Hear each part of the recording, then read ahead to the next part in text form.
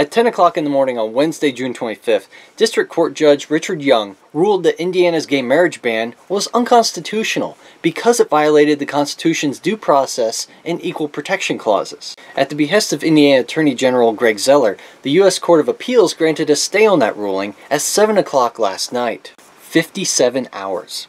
That's all the longer that same-sex marriage licenses could be issued here in the wondrous state of Indiana. Not even 3 whole days, man. What the fuck? Being qualified to arrange marriages myself, I'm a little disappointed that I didn't have an opportunity to take part in this historic event and perform a gay wedding ceremony. That sure does say something about Indiana though, doesn't it? The ideas of reason, equality, and open-mindedness don't last long here. Perhaps that's a contributing factor behind the observation that Indiana is the least green state in the entire country. People here seem to think that feels good enough for Grandpa is good enough for me. They somehow fail to realize that this kind of stagnant mentality actually impedes progress and keeps them from living an even better life. This keeps Indiana from being able to grow and adapt to keep pace with the ever-changing modern world that we live in. Let's take a look at some examples, shall we? LED technology is brighter, uses less power, and is far more efficient. Well, that will just increase the amount of light pollution from cities and impede my view of the night sky.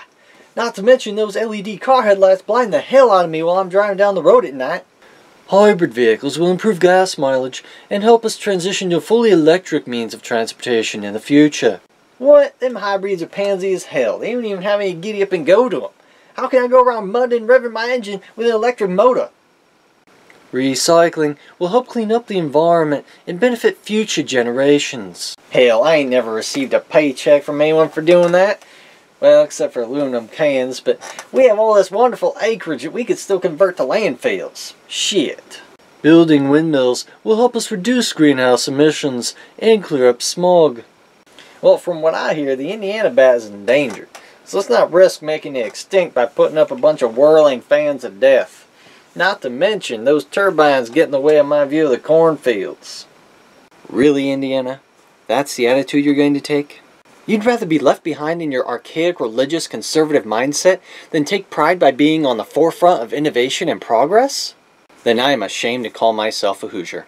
I can't possibly imagine what compels someone to be so concerned with whom a stranger marries that they would actively seek to thwart somebody else's efforts to seek out happiness. Allow me to let you in on a little secret.